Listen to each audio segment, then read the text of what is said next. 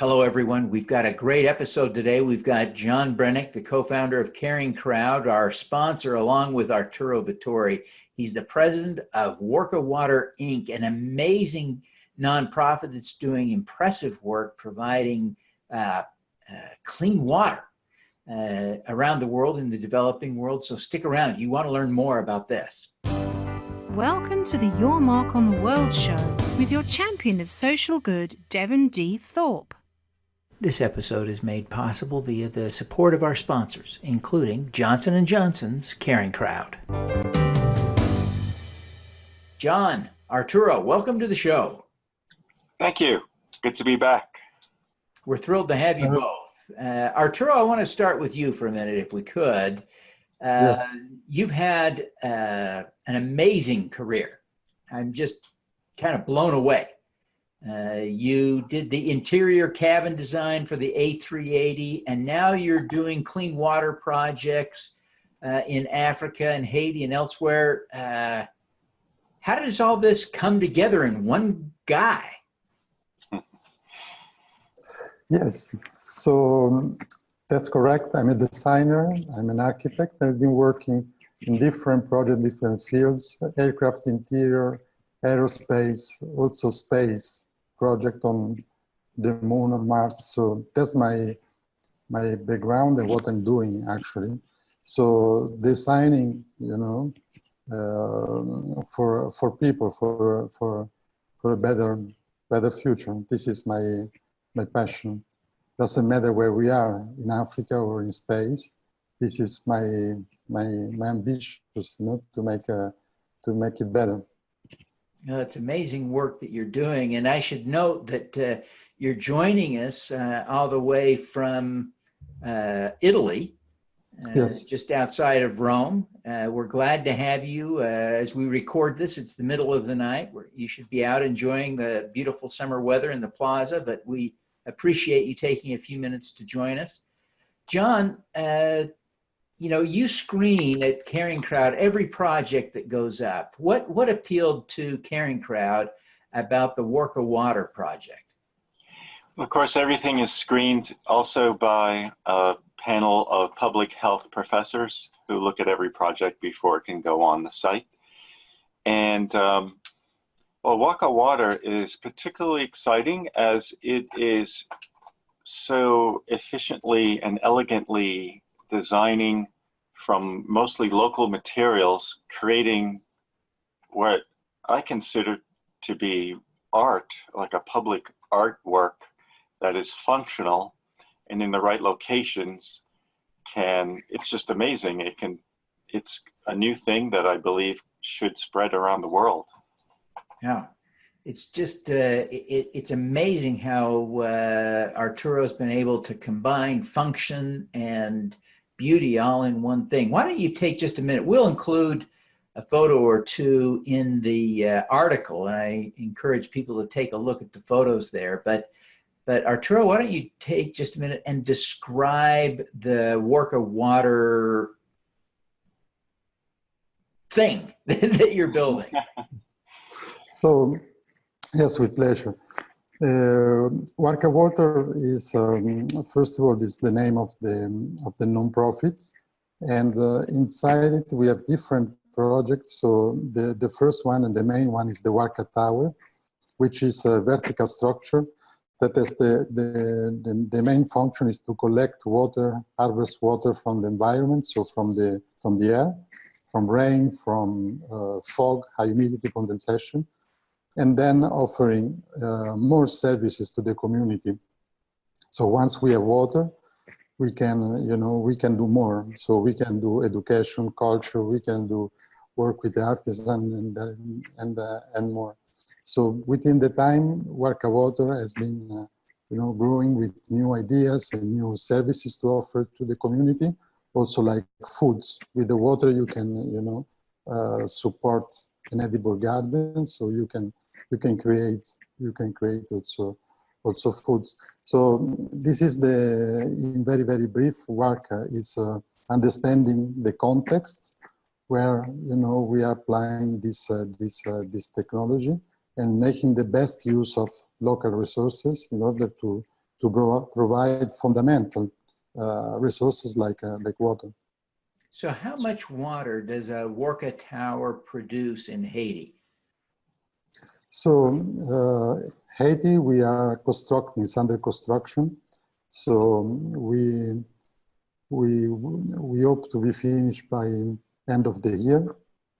And the production of water, let's say the water capacity of the cistern will be around 50,000 liters of water, which I can't translate in gallons, sorry. It's okay, 50,000 per... For this will be the capacity. So the water will be used for as a drinking water, so for people to drink, potable, but also to support agriculture. So will be, divided in these two, production and directly supporting life. Very good. How much does it cost to construct a Warka Tower? It depends. It depends because Warka Tower is not one product. It is more a design philosophy. So depending on the size, on the material you're using, this and that. For Haiti, for example, Haiti is a very expensive place and never one of the poorest country in the world, but one of the most expensive. So I never expected it. And so the cost is really depending on the cost of the labor, the cost of the material, and also depending on how many missions you have to do in order to construct it. Faster it is, less expensive it will be. So each country is a different, challenge. And Haiti is a very difficult, so far is the most difficult one. Well, John, as you've watched the crowdfunding campaign there on CarryingCrowd succeed for Warka Water, what do you think was the key to success for Arturo? Arturo and Warka Water, they have a community already of supporters that are their core group, and he was able to turn to them and do a number of campaigns, actually. Also for Togo, and there are a lot of fans, so understandably. Yeah, well, it's great work. Arturo, what is as you've done this work and you observe the difference that clean water makes in a community, what are the things you see? What are the differences you see that it makes? Well, for sure that is supporting, a better life. So people, they will be healthier and they will need less, healthcare and this and that.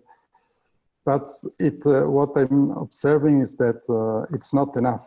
So once you provide water, also you have to provide more, and also economical support. For instance, people, they want to work, they want to, be independent, they want to eat, they want to learn, they want to be connected to the internet, they want to evolve, and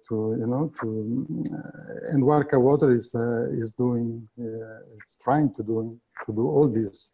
So in order to be sustainable as a project, the Warka Tower must think and solve all these different, issue and demand. So what I notice is that you bring water, which is great, but then in order to improve the quality of life of the community, you have also to support with more. And this is what we are learning and we are doing. It's great work. John, as you think about all the organizations that have successfully raised money on CarryingCrowd, what do you think you wish they all knew about CarryingCrowd, that the other organizations that could be raising money on your platform? Thanks, great question. So it's a crowdfunding site dedicated to global public health. So any project that has a health impact can qualify. Johnson & Johnson pays for all the operating expenses, so there's no charge for use of the platform. And in fact, the Global Public Health Group at Johnson & Johnson provides matching funds from time to time. So these are automatic, and there is a limit, and they're not always there. but they automatically are applied whether you're a J&J employee or not. Because all projects have been reviewed and all the nonprofits have been checked out, you know, the donors who come to the site shopping know that they're not just looking at just anything that was thrown out. They have curated projects that they can review. Well, that's really an exciting angle to this. I really appreciate you sharing it and the great work that you're doing. And of course, we appreciate your support as a sponsor of the Your Mark on the World show and GoodCrowd.info. Arturo, you have done some amazing things in your life and career. What are you most proud of having accomplished?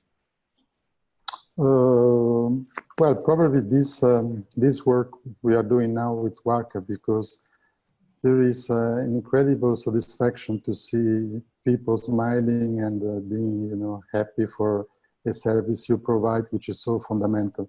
So working for, you know, luxury aircraft, it is fun. It's a lot of satisfaction. But bringing, you know, life and better life is something what is, you know, really needed. Is something that is enriching me and motivating me very much at this point of my career. Oh, well, it is impressive, amazing work. John, I wonder if you'd take just a minute and explain how the Johnson & Johnson credo aligns with the work you're doing at CarryingCrowd. Thanks.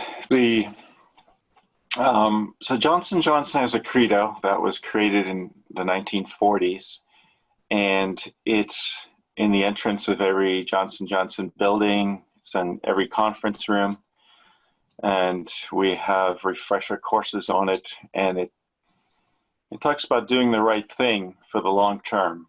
So when my co-founder and I were presenting the possibility of doing CarryingCrowd, we often found that senior management would say, "Oh, I get it, and this is a credo project, and we can do it, we're able to do it, so we should do it." So it was integral to enabling and creating the culture that encouraged this kind of work or project. Oh, that's great. Arturo, what's the most important lesson you've learned as you've been working on the Warka Water projects? Interesting question. Actually, there are many things I learned working with the community and, you know, with such isolated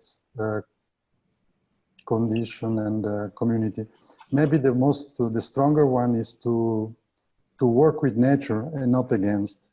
So this community often, you know, they have a lifestyle that is following season, is following what nature is and environment is providing with. They don't force it. So they build with natural and local material and so on, so on. So I learned that from there that we have to respect nature, Mother Nature, if we want to have sustainable, you know, future for our culture as well. That's a powerful lesson. It is. John, you've been at Johnson & Johnson for a while now. Why did you personally want to get involved with the CarryingCrowd project? Oh, it's well, I've been with a couple of nonprofits briefly before Johnson & Johnson, and I liked being in healthcare because a byproduct of my work, at least, was benefiting other people. And when Derek Vetzer and I had this Shazam moment of this idea that the new global public health group at Johnson & Johnson should launch such a platform, our passion and excitement for it like new bounds, and it was contagious. And the ability to take, you know, leverage the resources of a large corporation that has the right culture with the credo, and to create something new that others can use to empower and enable projects that impact people's lives. Naturally, I was all over it, and best job I've ever had. Excellent. Well, Arturo, one final question for you. What is your superpower? Well, I always dreamed to fly to space, so that would have been, the superpower. There you go. Iron Man. Something like this. Yeah. But I have to be realistic, and so maybe this I just mentioned to understand what is the local, condition, the energy of the place, and make the most out of it. So expressing it with design, architecture, which is my passions, where my skills are. So understanding the site, and trying to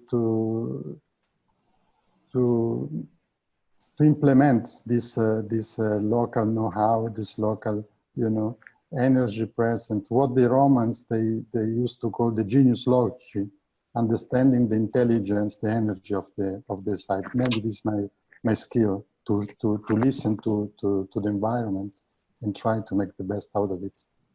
Oh, that's great. John, what's yours? Remind us. Yeah. So so for a practical superpower on Earth, in the real world, I'm excited about the power of connectivity and how we can all work together to do good and be creative. And so the power of connection and working together to have a real impact and improve life on Earth. And I think CarryingCrowd is a hub to help enable that. And I love being connected. I think everyone needs community and connection. Oh, fantastic. Well, John, Arturo, I want to thank both of you for taking the time to be with us today. We're grateful for the great work you're both doing. And before you go, I want to just ask each of you to take a minute and tell us how people can learn more about your work and how they can connect with you personally. Arturo, why don't we start with you and then give John a chance? Sure. So there is a website, warkawater.org, where you can see what we are doing, and also Facebook page. You can search for Warka Water, where we update daily or weekly with activities, and also through the CarryingCrowd platform, because we run the project, we support the project financially thanks to the CarryingCrowd. So there is, there are all the different phases of two projects we have now under construction, one in Togo, so West Africa, and one in Haiti, we have been mentioning before. So through the internet with these three platforms, you can check what we are doing and be updated. Great. John? You can email help@carryingcrowd.org, and we will respond. And I look forward to talking to anyone who wants to know more. I'm very happy to talk and set up phone calls with you.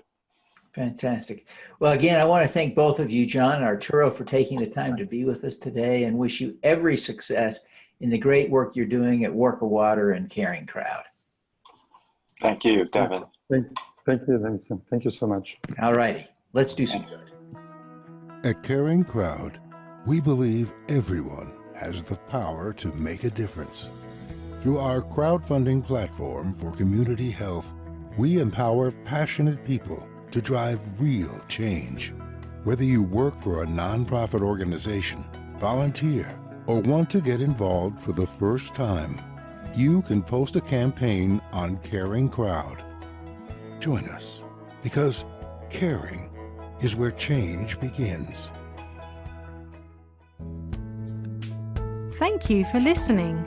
Devin Thorpe's mission is to end extreme poverty, improve global health, and and mitigate climate change before 2045 by finding and sharing the stories of those who are doing the most good. You can join with other listeners to accelerate Devin's mission by visiting helpdevin.org right now.